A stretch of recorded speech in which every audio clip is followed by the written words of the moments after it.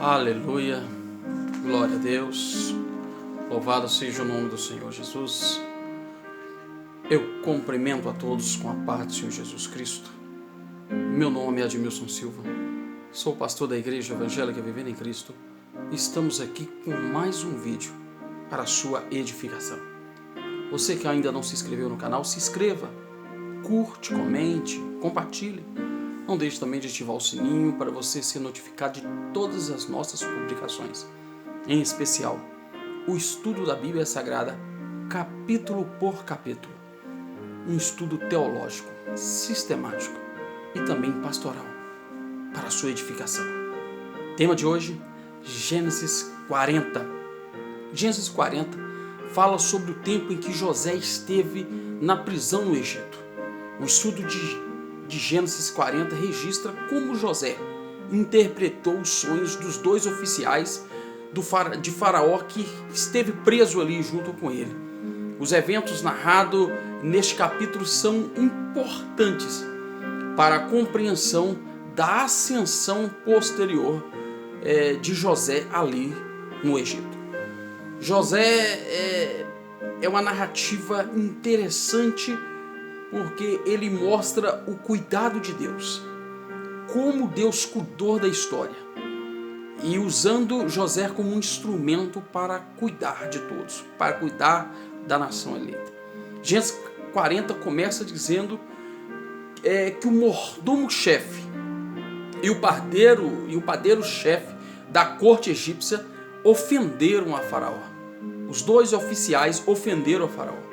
O rei do Egito ficou indignado e mandou prendê-los na casa do comandante da guarda, mesmo local onde José estava ali preso, né?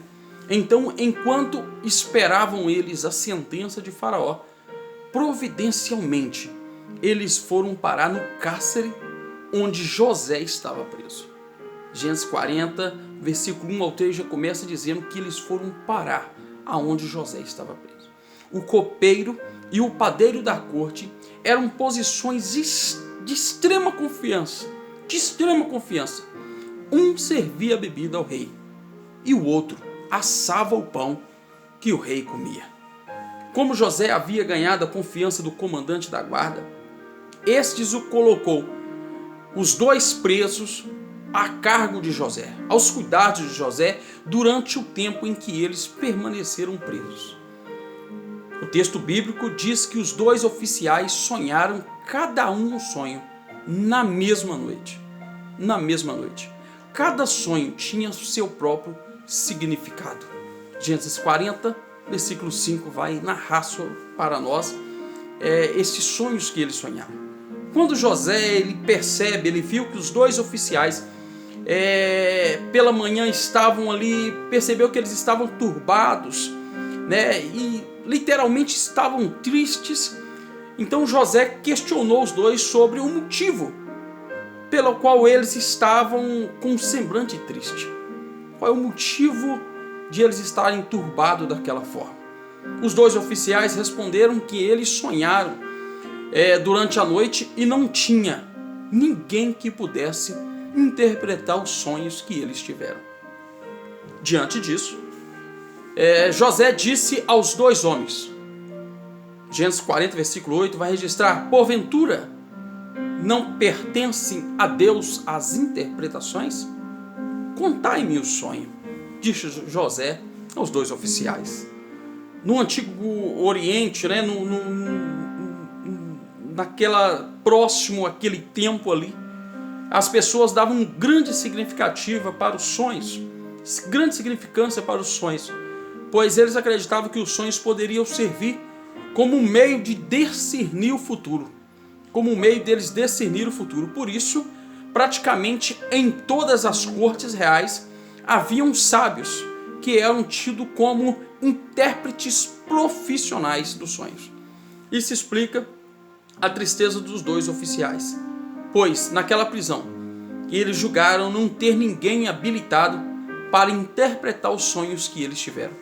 Eles entendiam que ali na prisão não tinha como ter alguém para interpretar sonhos, porque os intérpretes eles estavam na corte, né? Porém, José corrigiu a crença pagã daqueles homens, apontando para a soberania de Deus. José aponta para a soberania divina, dizendo que Deus é quem dá a interpretação dos sonhos. Ele disse que somente de Deus pode vir as verdadeiras interpretações. Somente de Deus, meu irmão, pode vir interpretação para a tua vida, para a sua história. Amém? Ao pedir que aqueles homens lhe contassem seus sonhos, José estava considerando que a fonte do dom da interpretação, ela estava em Deus. E ele comunica esse dom a quem lhe convém. O dom não é dos homens. O dom é de Deus. Usado no momento que Deus quer. Não no momento que o homem tenta trazer uma interpretação. Vem a mim que Deus me deu o dom da interpretação e como eu tenho o dom eu vou interpretar. Não. O dom é de Deus. Nós somos instrumentos para a interpretação como Deus quiser, na hora que Ele quiser, quando Ele quiser, porque o dom pertence a Ele, e José vai deixar isso claro. Na história bíblica, apenas José e o profeta Daniel foram usados por Deus para interpretações. Somente esses dois, e algo similar entre os dois, né? É que os dois estavam em terras estranhas. Eles interpretaram sonhos em terras estranhas e serviam todos os dois aos seus monarcas pagãos. Somente José e Daniel foram usados para interpretações. Diante desse pedido de José, o copeiro-chefe vai lhe contar o seu sonho. O copeiro foi o primeiro a contar o sonho que ele teve a José. E disse que em seu sonho havia uma videira. E na videira havia 3 ramos. Quando a videira botou, quando essa videira vai brotar, o sonho vai dizer que haviam 3 flores e seus cachos produziam uvas maduras. O copeiro-chefe disse que no sonho ele também estava segurando o copo de Faraó. Então ele pegou as uvas e espremeu no copo e entregou a Faraó. Gênesis capítulo 40, versículo do 9 ao 11, o copeiro estará contando o seu sonho para José. José interpretou o sonho do copeiro, chefe, dizendo que os 3 ramos representavam 3 dias. Isso significava que dentro de 3 dias, ele haveria de ser perdoado por Faraó e reabilitado ao seu antigo cargo, ao seu cargo, ainda como padeiro, como copeiro de Faraó. Então, como seu copeiro, novamente ele poderia servir a Faraó, dando-lhe o seu copo em sua mão. O texto hebraico usa uma expressão que indica que Faraó ergueria a cabeça do copeiro e o colocaria novamente em sua posição original. Isto é, ele restauraria a honra daquele homem. Faraó iria restaurar novamente a honra do copeiro-chefe. Depois José pediu para que o copeiro-chefe estivesse bem. Pediu que quando ele estivesse bem, que fosse bondoso para com ele e se lembrasse, falando a seu respeito a Faraó. Ele queria sair daquela prisão, pois ele havia entrado nela injustiçado, ele foi injustiçado, ele estava naquela prisão porque estava havendo uma injustiça para com a sua vida. Ele tinha sido tirado da casa de seu pai e levado para o Egito, mesmo sem ter feito nada para merecer isso. E ele foi lançado naquela masmorra da mesma forma, sem nada merecer, sem merecer aquele tratamento que ele estava tendo ali, como um prisioneiro no Egito. No apelo de José é possível perceber aí toda a sua frustração. Podemos perceber a sua frustração. Embora o local do seu aprisionamento não fosse o pior lugar, de forma drástica, ele designou o local como uma masmorra. Ele vai dizer masmorra. A palavra hebraico literalmente significa cova, poço ou cisterna. Também é interessante a forma como José se refere à terra de Canaã. Ele disse que havia sido roubado da terra dos hebreus. Ele vai declarar: eu fui roubado da terra dos hebreus. Aqui vale lembrar que naquele tempo a casa de Jacó ainda era peregrina naquela terra. Então provavelmente José já havia compreendido a promessa feita por Deus na aliança estabelecida com Abraão. Ele já tinha entendido essa promessa, que garantia a posse definitiva daquelas terras. Isto está de acordo com o pedido de José para o israelita, que levasse junto deles os seus ossos, quando o Senhor os visitasse e os tirasse do Egito. Nós vamos ver isso em Êxodo capítulo 13, versículo 19, vai relatar esse pedido de José. Gênesis 40 diz que o padeiro-chefe viu que a interpretação do sonho de José, que foi dada ao copeiro, era boa, e também lhe contou o seu sonho. No sexto, ele disse que o seu sonho haviam 3 cestos de pão brancos sobre a sua cabeça.